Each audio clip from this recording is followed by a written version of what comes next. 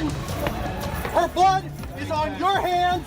Her blood is on your hood. More violence in Virginia. The press conference, one rally organizer was forced to flee, and how those killed this weekend are being remembered.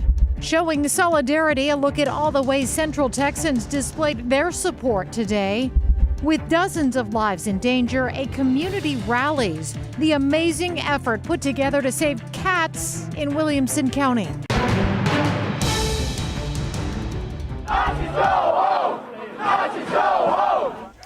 Today, things remained tense in Charlottesville, Virginia. The organizer of yesterday's white supremacist rally attempted to hold a press conference, but instead was dragged away by police when counter-protesters rushed the podium.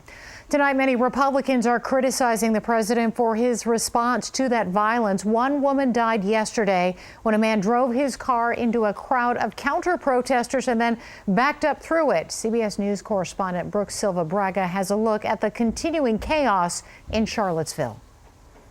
Shame! Shame! Shame! Demonstrators shouted down Jason Kessler as the organizer of Saturday's Unite the Right protest in Charlottesville, Virginia, argued his group wasn't responsible for its deadly turn. The hate that you hear around you, that is the anti-white hate that fueled what happened yesterday. Opponents soon stormed his podium, and Kessler was forced to flee, aided by police. Her name was Heather, Jason. Her blood is on your hands.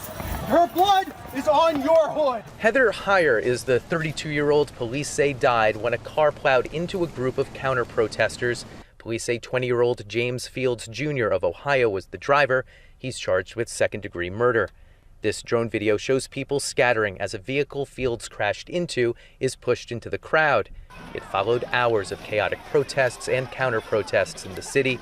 We asked Kessler if he shares any of the blame for Heyer's death. I disavow any political violence, and what happened yesterday was tragic. Police tried to bring Kessler to his car, but it was too far away and the scene was too chaotic, so they brought him inside the police station just behind me. The street where Heyer and dozens of others were struck is still closed and has now become a memorial. 2 Virginia state troopers are also being remembered. They died when their helicopter crashed while monitoring protesters. Sunday morning, Charlottesville residents gave law enforcement this impromptu applause. Brooke Silva Braga for CBS News, Charlottesville, Virginia. Tonight, that helicopter crash that Brooke mentioned remains under investigation. Virginia State Police officers H.J. Cullen and Burke M.M. Bates were assisting officers monitoring the protest when their helicopter went down yesterday. Both of them died at the scene of the crash. Cullen was promoted to Aviation Unit Commander in February, and Bates transferred to the unit just last month. The cause of the crash is still not known, but the NTSB, FBI, and FAA are all looking into what happened. Tonight, we have learned a Houston woman is among the victims of yesterday's violence. Erica Chavez says her daughter, Natalie Romero, was taking part in the counter-protest in Charlottesville. The 20-year-old was hit by the car as it sped through the crowd. Tonight, she is still in the hospital with serious injuries, including a fractured skull. Chavez says she got a terrible call letting her know her daughter was in the hospital, and then a picture was texted to her. Her bloody face, I start crying and start screaming. Just feeling bad because I couldn't go over there and be with my daughter. A GoFundMe page is set up for Romero. You can find a link to it on our website, cbsaustin.com. Today, groups rallied across Central Texas in response to that violence in Virginia. At just the Williamson County Courthouse, there were 2 vigils for the victims. CBS Austin's Raven Ambers joins us live from Austin City Hall, where yet another vigil for the Charlottesville victims is taking place. Raven. Right, and this vigil actually just wrapped up, but over here you see where people left behind candles and a picture of 32-year-old Heather Heyer. Heather Heyer is a 32-year-old woman who was killed in the counter-protest in Charlottesville yesterday, but we've heard from a lot of people at vigils today saying that now is the time to stand up against hate, including one group in Williamson County who says it's time to have open and honest discussions on race. Courageous Conversations is a group aimed at having the tough discussions on race in America. I think that in the past couple of years, it has been become acceptable to express racist, hateful rhetoric. Their event today was focused on fighting to get people to take responsibility for the hate and violence we've seen over the past few days in Virginia. Organizer Catherine Kerr says America needs to face the fact it has a problem with racism. I don't mean having that one black friend or that one African American friend.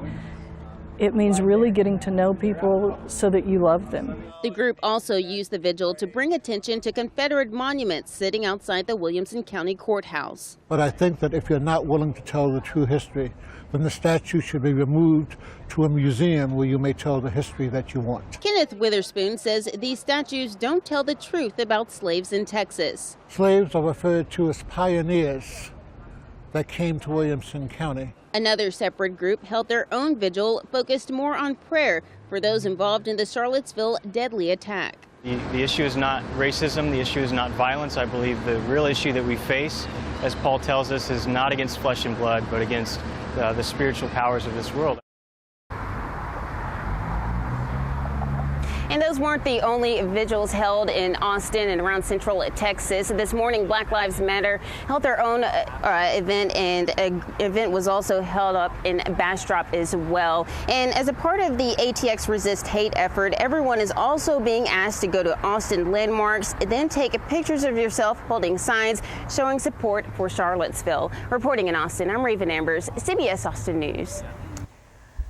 Today, signs on Robert E. Lee Road here in Austin were hit with graffiti. Someone used red spray paint to mark out the road name. Now, this road is in South Austin, just off Barton Springs Road between Barton Springs Creek and Lamar. City Council member Greg Kassar called for it to be renamed yesterday. We will continue to follow the very latest developments on the violence in Virginia. Coverage continues here on CBS Austin tomorrow morning beginning at 4:30. And you can always find the very latest information on cbsaustin.com.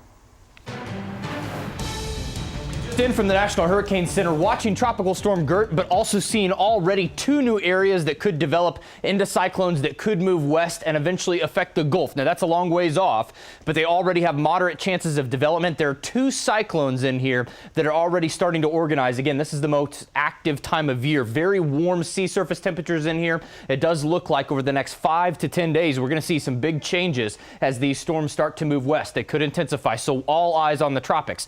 Back here at home as well, we also have thunderstorms ongoing. These are up to our north and west. Now, these are actually very powerful. Severe thunderstorm watch in effect until midnight. Look at how the intensity is really picking up and the coverage is expanding. These have a ton of rainfall. They're diving southeast. There have been embedded tornado warnings in here. I do think these have a chance of making it somewhere close to central Texas. They may not hold together. They're going into an area with much less energy that's available, but they're all still severe thunderstorm warnings and tornado warnings in here. So these are strong thunderstorms ongoing. Back here in central Texas, a little bit of high cloud cover in the hill country and a few storms just off to the north and west. Coming up, I'll track these for you. I'll show you just how far I think they'll get. If they could come close, you see this on future radar. We'll run through this and just how warm we're going to be this week. All of that coming up in a bit.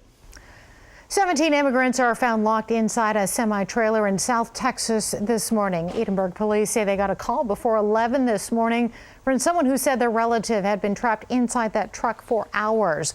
Officers say luckily they got to the trailer and opened it before anyone was overcome by the heat. The 2 people who were in charge of that semi are being detained. You might remember last month, 10 people died after being abandoned inside another semi-trailer in San Antonio. The driver in that case, James Bradley, could end up facing the death penalty. Just 3 days left in the special session, and now some big bills are making their way to the governor's desk. The Texas Tribune reporting today a bill requiring Texas women to pay a separate insurance premium for non-emergency abortions passed the Senate. That means it will head to Greg Abbott, along with another bill that got final approval today. That bill requires cities and large counties to get voter approval for annexations. The special session ends on Wednesday. Tonight, a Central Texas organization is asking for your help. Feed the Community, the food pantry for Gateway Church, has operated in Northwest Austin for more than 10 years. They serve 300 to 400 people a month. Right now, they say with school still out, there are more hungry kids than ever, but their supplies are running low. This is really a time where our shelves are the barest we see them. A recent study by the nonprofit Food Research and Action Center showed while the number of kids eligible for federally funded summer meals is out there, fewer of them are actually getting the meals. If you want to donate to Gateway, they say canned foods and hygiene products are what they need most right now. Morning, a man killed in a bizarre accident. What family and friends say they will miss most about a worker who died at an Austin construction site. They asked for 100 cats to be adopted or they would have to be put down. Tonight, how many cats were saved by viewers like you?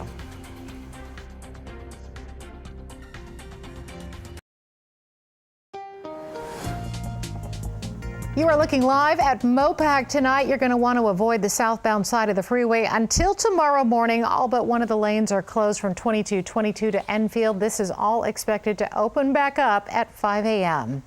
Another heads up if you are driving through Round Rock. Northbound I-35 is shut down at Old Settlers Boulevard, and Old Settlers Boulevard is shut down in both directions at the freeway. Drivers are being detoured onto the frontage roads. This too should open back up at 5 o'clock tomorrow morning. Today, a man killed in a bizarre accident here in Austin was laid to rest. Amir Kamen died last week when a slab of concrete landed on top of him at a construction site. Firefighters and EMS personnel tried to free him by cutting through that slab, but by the time they reached him, he had died. Today, Kamen's wife said her husband was a kind man who was always thinking about others, but it wasn't until after his death that she realized just how special he was. But after this happened and his friend from work came to my house and say how wonderful he was, I knew deep in my heart that I had the best husband, the best partner. OSHA says it could take up to 6 months to finish their investigation into his death. A massive success in Williamson County. How one drive to take care of cats went well beyond what was expected.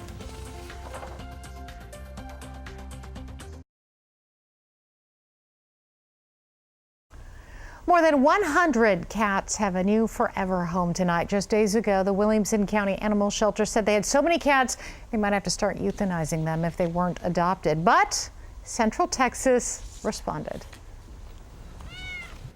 There are a lot fewer cats. On Wednesday, we put out a plea to our community saying that we were in a desperate situation. At the Williamson County Regional Animal Shelter today, we asked for 100 adoptions or fosters of our cats. And people responded in a big way. The shelter also lowered the adoption fee for cats to $1. 178 cats have been adopted from our shelter. It was so successful.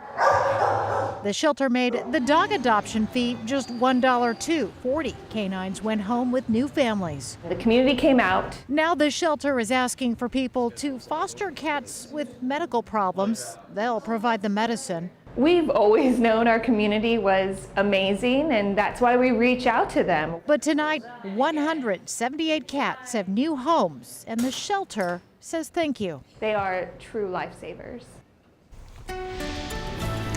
All right, dog lover Colin Myers is here now, not to talk about dogs, although it's awesome how many animals were adopted, right? That's amazing. At 40, that's great in one day for dogs. 40 cats. dogs, 178 cats. Wow, almost 200. Keep it coming, right? That's more than 200 animals all told. In the meantime, though, let's talk a little bit about the weather. Somebody is seeing storms. It's just not us. Just not us. Up to our north and west, some folks up in Abilene and San Angelo, you could see the rain that was just off to our west there really fizzled out. That's what we call an MCV, a mesoscale convective vortex. Now, you don't need to know that. All the fancy wording, who really cares? That has weakened, so that rain has totally dissipated. People who talk about us being in a bubble, seems like it. That rain totally fell apart. Now, these thunderstorms have really expanded in the past couple of hours here. Severe thunderstorm watch goes until midnight. This severe thunderstorm warning concerns me. It has a couple of areas where they have tornado possible tags. So they could have issued tornado warnings. They have in the past.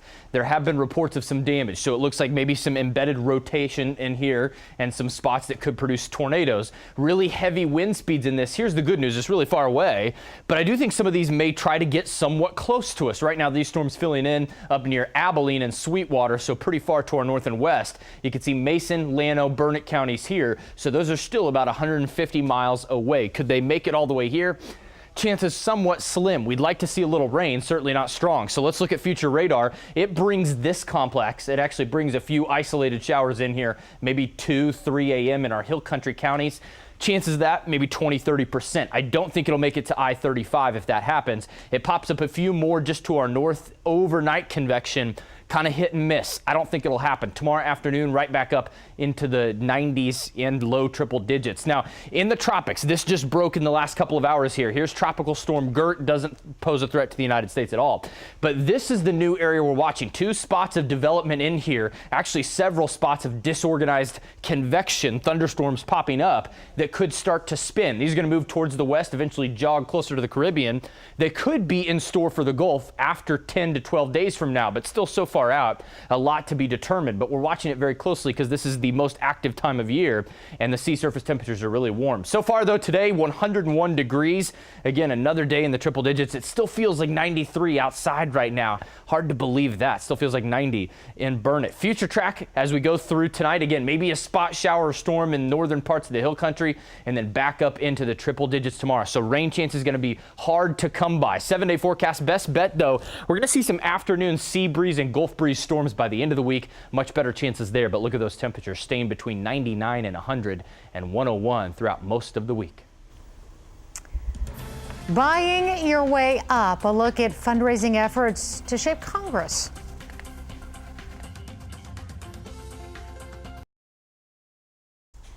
A report says you can put a price on success when it comes to Congress. The report by Issue 1 exposes the secretive money system in which members of Congress buy top spots in the most powerful committees.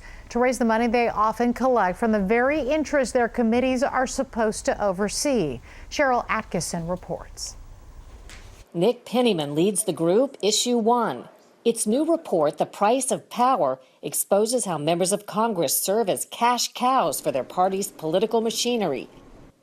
Insiders report both parties have similar systems of dues that members have to pay every 2 years by raising money directly for the party, that's called dialing for dollars, and by giving some of their campaign funds to the party and to colleagues facing tough races.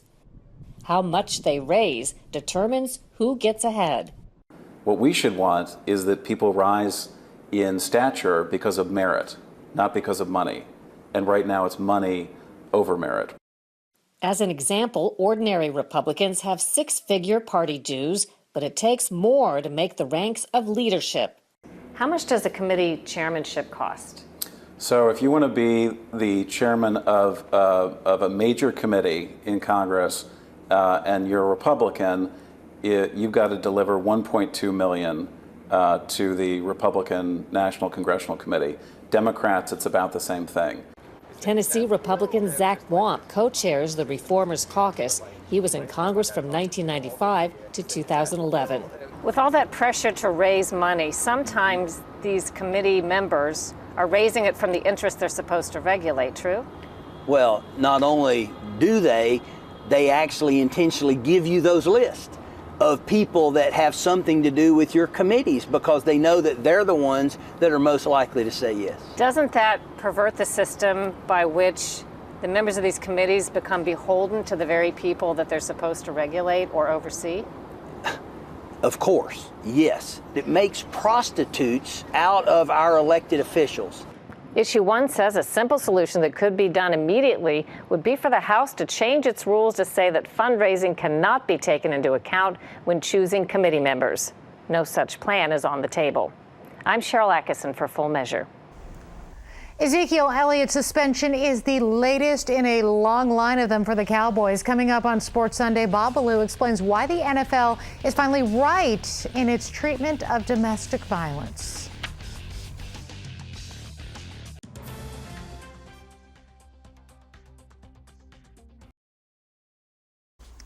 And that does it for us here on CBS Austin News on a Sunday night. Make sure you tune in tomorrow morning for CBS Austin This Morning from 4:30 to 7. Right now, it is time for Sports Sunday. Have a great night and a great week ahead.